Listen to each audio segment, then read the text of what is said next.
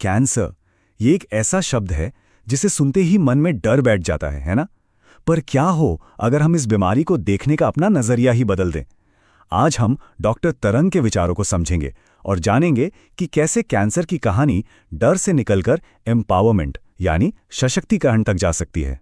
सोचिए, लोग कैंसर से नहीं, डर से मरते हैं। कितनी गहरी बात है ये। डॉक्टर तरंग का यही मानना इस पूरी चर्चा की नींव है। और ये हमें सोचने पर मजबूर कर देता है कि क्या कैंसर को लेकर जो हमारी सबसे बड़ी सोच है वही गलत है। तो सवाल ये उठता है कि अगर डरना एक गलत रिस्पॉन्स है तो फिर सही रिस्पॉन्स क्या है। चलिए इस सफर के पहले पड़ाव में इसी सवाल का जवाब ढूंढते हैं। देखते हैं कि सिर्फ अपना नजरिया बदलने से क्या कुछ बदल सकता है। तो आते हैं हमारे पहले सेक्शन पर। इसका नाम है एक बीमारी से कहीं ज्यादा। और इसमें हम बात करेंगे हमारी मानसिकता, हमारे माइंडसेट की ताकत के बारे में।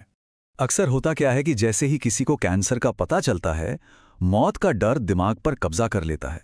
यह डर बिल्कुल एक घने कोहरे की तरह है जो हमारी सोचने समझने की शक्ति को, सही फैसला लेने की ताकत को पूरी तरह से धुंधला कर देता है। और सच तो यह है कि ये जो डर वाला माइंडसेट है ना, ये कई बार बीमारी से भी ज्यादा खतरनाक साबित हो सकता है। और यही बात सीधे सीधे कैंसर पर लागू होती है। इसे पॉजिटिव मैनिफेस्टेशन कहते हैं। मतलब अगर कोई इस लड़ाई की शुरुआत ही इस डर से करे कि अरे अब मैं बचूंगा या नहीं, तो नतीजा भी अक्सर वैसा ही देखने को मिलता है। लेकिन वही दूसरी तरफ अगर सोच पॉजिटिव हो तो नतीजे भी पॉजिटिव हो सकते हैं। हमारी सोच हमारी हकीकत को बना सकती है। अब आते हैं हमारे दूसरे सेक्शन पर, लगातार जलन का सिद्धांत। यहां हम कैंसर के एक गहरे मूल कारण को समझने की कोशिश करेंगे। ये सिद्धांत सुनने में बहुत सरल है पर है बहुत गहरा। बस 4 शब्द, कांस्टेंट इरिटेशन कॉजेस कैंसर। मतलब लगातार होने वाली जलन ही कैंसर का कारण बनती है। ये एक ऐसा विचार है जो कैंसर को रोकने और उसके इलाज को देखने का एक बिल्कुल नया नजरिया देता है। मतलब कोई भी चीज, कोई भी जो शरीर को लगातार इरिटेट कर रही है, परेशान कर रही है, वो कैंसर की जड़ बन सकती है। और ये इरिटेशन सिर्फ फिजिकल नहीं होती, जैसे सिगरेट पीना। ये मेंटल, इमोशनल और स्पिरिचुअल भी हो सकती है। एक कहानी सोचिए, एक महिला थी जो बिल्कुल हेल्दी लाइफस्टाइल जी रही थी, फिर भी उसे कैंसर हो गया। जानते हैं क्यों? क्योंकि वो एक अब्यूजिव रिश्ते में फंसी हुई थी। वो जो रोज का इमोशनल ट्रॉमा था, जो रोज का तनाव था, वो उसके शरीर के अंदर धीरे धीरे कैंसर के लिए एक माहौल तैयार कर रहा था। तो अब सवाल है, इसका साइंस क्या है? बॉडी से इसका क्या कनेक्शन है? देखिए, जब कोई लगातार तनाव में रहता है ना, तो शरीर में कॉर्टिसोल नाम का एक स्ट्रेस हार्मोन बहुत बढ़ जाता है। और ये बढ़ा हुआ कॉर्टिसोल शरीर को हमेशा एक फाइट मोड में रखता है, अलर्ट रखता है। और जब ये लंबे समय तक चलता है तो यही माहौल कैंसर को पनपने के लिए परफेक्ट ग्राउंड दे देता है। चलिए अब बात करते हैं खाने पीने की।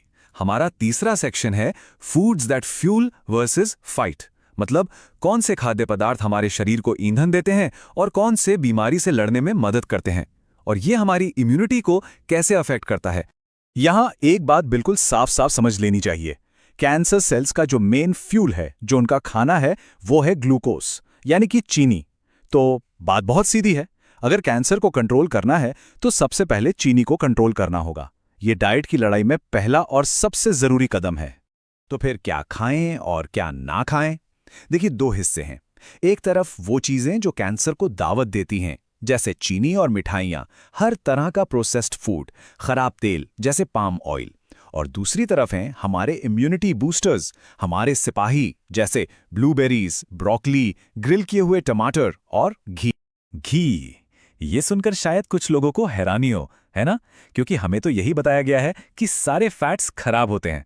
लेकिन डॉक्टर तरंग के मुताबिक घी सबसे कंफर्टेबल और सबसे सेफ फूड है। ये हाई टेम्परेचर पर भी स्टेबल रहता है और शरीर के लिए बहुत फायदेमंद है। आगे बढ़ते हैं हमारे चौथे सेक्शन की तरफ, योर बॉडीज अल्टीमेट डिफेंस, यानी हमारे शरीर की आखिरी और सबसे मजबूत रक्षा पंक्ति, हमारी अपनी इम्यून सिस्टम। 70%, ये नंबर देखिए, लगभग 70% कैंसर को सिर्फ लाइफस्टाइल में बदलाव करके रोका जा सकता है। तंबाकू और शराब से दूर रहकर, अच्छा खाना खाकर। इसका मतलब क्या हुआ? इसका मतलब यह है कि बहुत बड़ी पावर हमारे अपने हाथों में है, कंट्रोल हमारे पास है। तो इस पावर को इस्तेमाल कैसे करें? अपनी इम्यूनिटी को कैसे बनाएं? इसके लिए एक बड़ा आसान सा फ्रेमवर्क है, MEDSRX।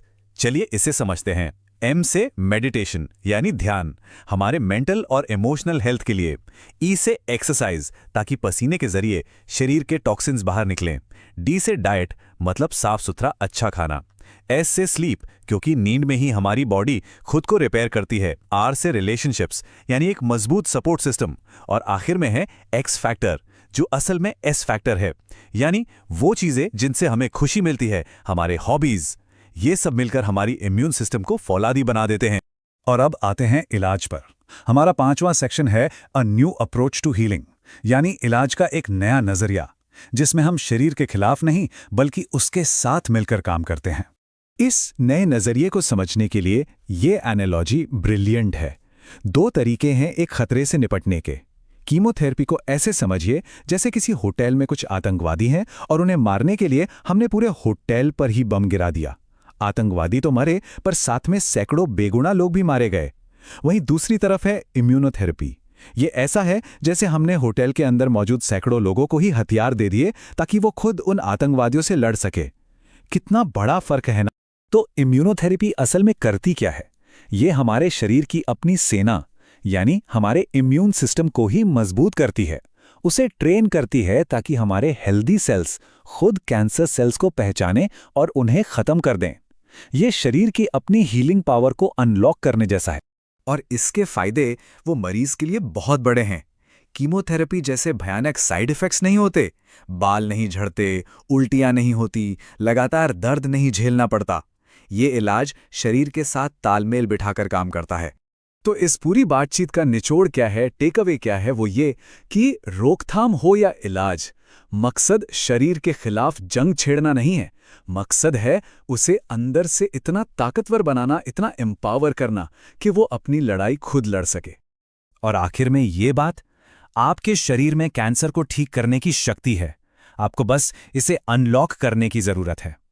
ये एक बहुत पावरफुल थॉट है जो डर की जगह उम्मीद देती है, एजेंसी देती है कि हीलिंग पावर कहीं बाहर नहीं, हमारे अंदर ही है। तो ये सवाल सबके लिए है। वो एक छोटा सा बदलाव, एक छोटा सा कदम क्या हो सकता है जिसे आज से ही शुरू किया जा सकता है इस पावर को अनलॉक करने के लिए? इस पर जरूर सोचिएगा।